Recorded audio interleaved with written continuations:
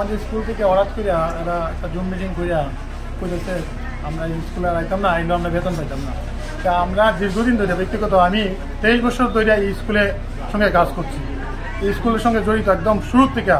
হ্যাঁ, এই স্কুলটা কীভাবে তৈরি থেকে শুরু করে প্রথমে ক্লাব করে আসি, তারপরে আমরা ক্লাবের সদস্য, ক্লাবের সেক্রেটারি ছিলাম এককালে।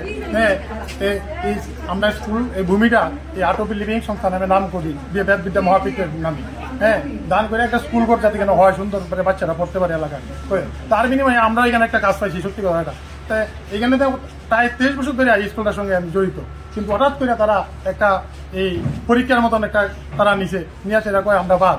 হ্যাঁ, কিন্তু আমার দেখা যায় যে পরীক্ষার রেজাল্টে কোনো আমরা কপিও পাইলাম না, বা আমাদের বাদের কোনো কপিও পাইলাম না। আমরা কালকে যদি স্কুলে আইতাম শুধু একটা মৌখিক একটা জুম মিটিং করে আগাইতেছে, আমরা আইতাম না। কি কারণে কোনো প্রপার কোনো ইয়ে নাই।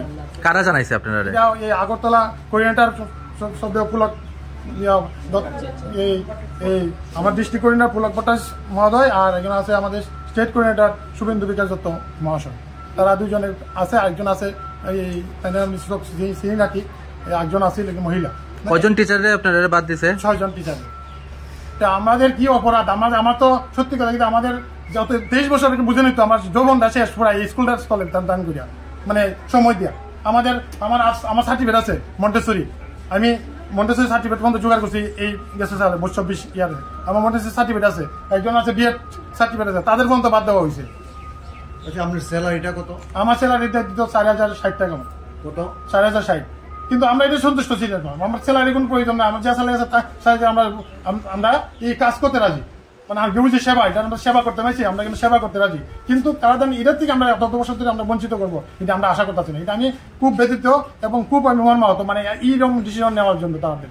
আমি জানি না নতুন কমিটি, আমার ব্যক্তিগতভাবে আমি 23-24 বছর ধরে স্কুলের সঙ্গে জড়িত। আগরতলা কমিটি 6 কমিটি আমি দেখছি প্রথম থেকে। আমাদের দেবব্রত মণিকে আমরা অয়েল টিভির মাধ্যমে স্কুলগুলি শুরু করছি, আমরা প্রত্যেকটা গ্রামে আমি কাজ করছিলাম। শুধু এই গ্রামে তো আমি কাজ করছি এমন না, আগরতলা যে মেইন স্কুল আছে বিবিএমটির মেইন স্কুল আছে এখানে আগরতলা, আমাদের রবিশঙ্কর বিদ্যা মন্দির, সেই স্কুলটাতে জঙ্গল আছে, জঙ্গলকে পরিষ্কার করছি।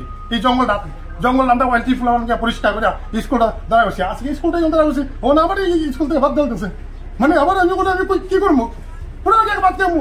এখানে আমার এটাই আমার সংস্থা আছে, কিন্তু তারা এই কাজটা এভাবে করলো। আমার মানে সার্টিফিকেটের কথা বলছিলাম, আমরা সার্টিফিকেট জোগাড় করছি, মন্টেসরি সার্টিফিকেট জোগাড় করছে, কেউ বিয়ের সার্টিফিকেট জোগাড় করছে, তারপরে তারা বাদ দিছে। আমরা কই দেবো এরকম একটা ডিসিশন? কেন আমাদের যে লোকাল কমিটি আছে, যে স্কুল কমিটি, তার সঙ্গে কোনো আলোচনা নাই, এলাকার প্রধান আছে তার সঙ্গে কোনো আলোচনা নাই। আমাদের ক্লাব কমিটিতে ভূমিদান করছি, আমি নিজের সঙ্গে আসলাম ভূমিদান করছি, দেবব্রত ভূমিকাটা তারপর বিবিএমপির পক্ষে আমরা দান করছি ভূমিটা, পুরা এই স্কুলের জমিটা তারা সব কিছু আমরা দিছি। আজকে দেখেন এই তারা এই যে ঘরটা, এটা গার্জেন শেড পঞ্চায়েতে যাই আমরা ব্যক্তিগতভাবে গিয়া টিচারটা লইয়া কই আমার স্যার আমাদের গার্জেন শেড দেন, পঞ্চায়েত আমার দিছে। এখানে এই দেখতেছেন ওয়াটার ট্যাঙ্ক, এটা পঞ্চায়েত দিছে, সব পঞ্চায়েত দান করছে। এখানে মাঠে এখানে দেখেন মাটি পালাইছে, সব পঞ্চায়েত দিকে। আমরা গিয়া সবসময় যা মানে স্কুলটা কিভাবে উন্নত করে আমরা তাই জানি, কিন্তু আগরতলা কমিটি তো তারা বুঝতেছে না কিভাবে স্কুল উন্নতেছে। তারা আমরা মানে কি সাহায্য করতে অতদিন একটা রুম দিত, তার রুমও ব্যবস্থা করতে, তাহলে আমরা 8 পর্যন্ত আপডেট হয় স্কুলটা, কোনো সমস্যা থাকে না। কিন্তু তারা রুমও দেয় না। কিন্তু ত্রিপুরায় যে আমাদের স্কুলের যেমন স্টুডেন্ট সংখ্যা বেশি, প্রায় 300-র উপরে, কিন্তু অন্যান্য স্কুল যেগুলো ত্রিপুরা আছে স্টুডেন্ট সংখ্যা কম, কিন্তু তাদের বিল্ডিং আছে তাদের কেন, কিন্তু স্টুডেন্ট নাই। আর আমাদের স্টুডেন্ট আছে তখন আমার টিচারের বাদ, সব বাদ। আপনি কি চাইতেছেন? আমরা চাইতেছি আমরা যাতে পুনরায়